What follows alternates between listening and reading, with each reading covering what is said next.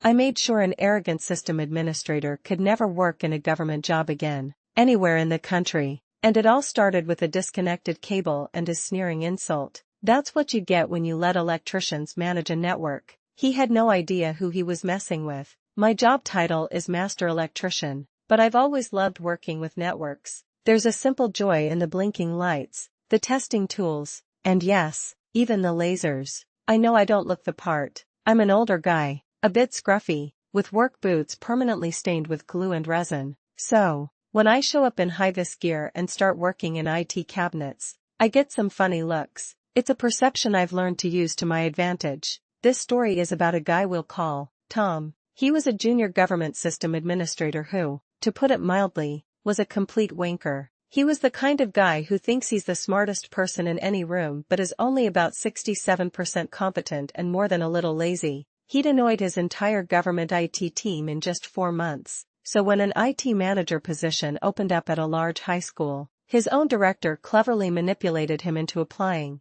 just to get rid of him. The school even upgraded the title from supervisor to manager to lure him in. Tom finally had his own little kingdom, with an office and 2 staff. It didn't take long for him to alienate the principal, the admin staff, and most of the teachers. A year into his reign, my team and I had 2 big jobs at the school during the term breaks, installing a new, standalone networked door access system, and upgrading all the lighting to energy-efficient LEDs. During the planning phase for the door system, Tom immediately declared he would be in charge of it. The principal shut that down instantly, making it clear it was a standalone system and Tom was to stay away from it. Tom was not happy. This is where it all begins. About 5 weeks after the door system went live, I got a call. The school was having problems. Some teachers couldn't get into rooms, and other doors weren't responding to commands from the admin staff. I arrived at the admin office and logged into the system. Sure enough, 18 of the 19 network hubs were offline. I unlocked the cabinet and found the fiber optic patch lead, the cable connecting all the hubs, dangling in space. Now, these things don't just fall out. They have clips and take a bit of force to unplug. Very weird. After plugging it back in, I checked the system log to see what happened. The log showed that the changes to the teacher's access were made by an admin user at 5:33 p.m., just before the hubs went offline. The problem? The admin staff all finish at 4:30 p.m. The log also showed who entered that office at 5:08 p.m. using their access card, Tom. As I was thinking, one of the admin staff mentioned that Tom had been in earlier and, after overhearing their issues, had smugly remarked, "That's what you get when you let electricians manage a network."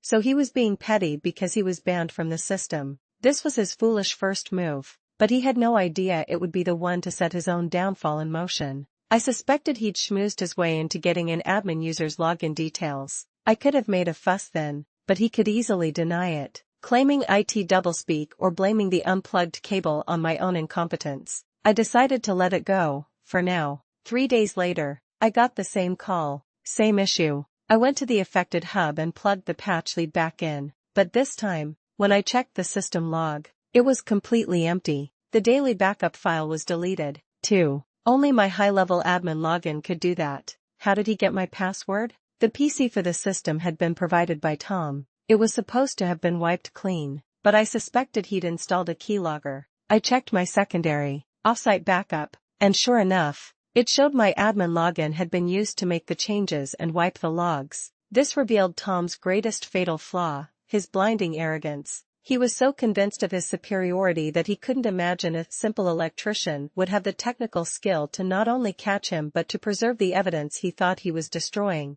It was time to go full secret squirrel. That evening, I did some research on keyloggers and dug through my boxes of spare parts. The next Monday, I waited for the admin staff to leave for the day, then went into the office. I placed one small camera under the desk aimed at the PC tower, one on a shelf looking at the screen, and a third in a corner to get a view of the whole room. Like clockwork, that Thursday, it happened again. Different teachers, different hubs offline, and the logs wiped using my admin login. I retrieved the footage. The video showed it all. Tom would use the standard user login to mess with the door access, then physically unplug a hub cable. Then, he'd installed a tiny physical keylogger, a little black USB device, on the keyboard cable to capture my admin password when I came to fix it. He then used my login to cover his tracks. The contempt he must have had for my abilities was staggering. He had no idea that I maintained systems far more complex than this one, including at highly secure facilities.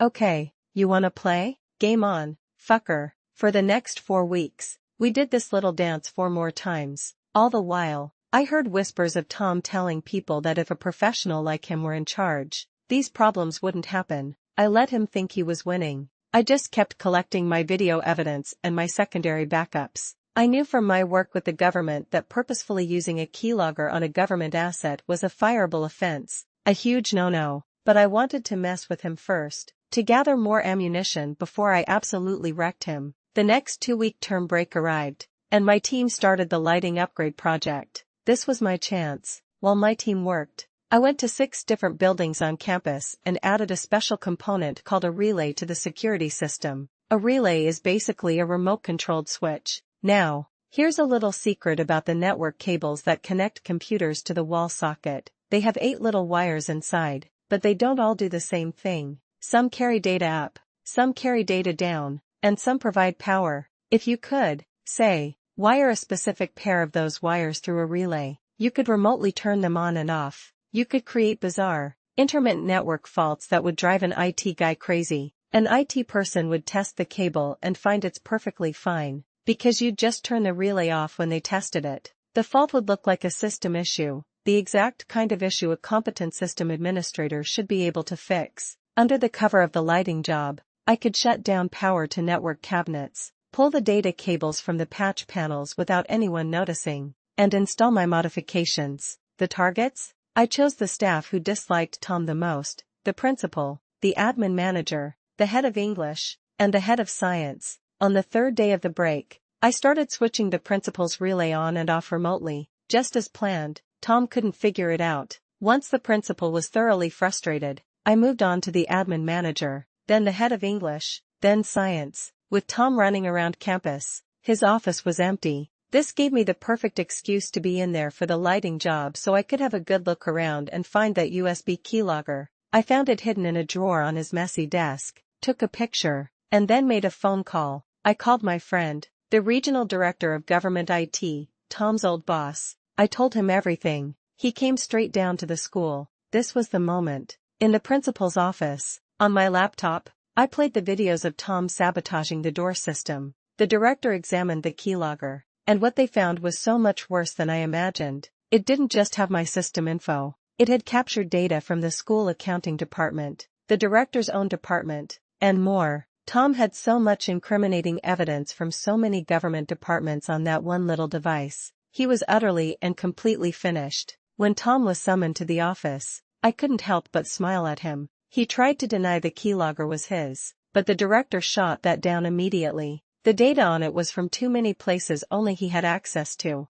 It couldn't be anyone else's. Then, I played the videos. The look on his face when he realized that I, a simple electrician, had done this to him, it was glorious. As one commenter on my story later pointed out, this was a case of a wannabe evil mastermind running afoul of an evil MacGyver and getting totally owned. The IT director himself even called me an evil MacGyver after I explained my relay scheme. Tom wasn't prosecuted publicly. That would have caused too much of a political mess for the government. Many people online hated that he seemed to get away with it, but he didn't get away with it. He was flagged system-wide. He could never again work in any government job, anywhere in the country, not as a janitor, not as a contractor, nothing, and since he'd only ever worked in government, his career was effectively over. The story is a powerful reminder to never judge a person's skill by their job title or their work clothes. Arrogance is a blindfold, but as this tale shows, patient, meticulous planning is the sharpest weapon of all. What do you think is the most satisfying way to see an arrogant coworker get what they deserve? Share your thoughts in the comments.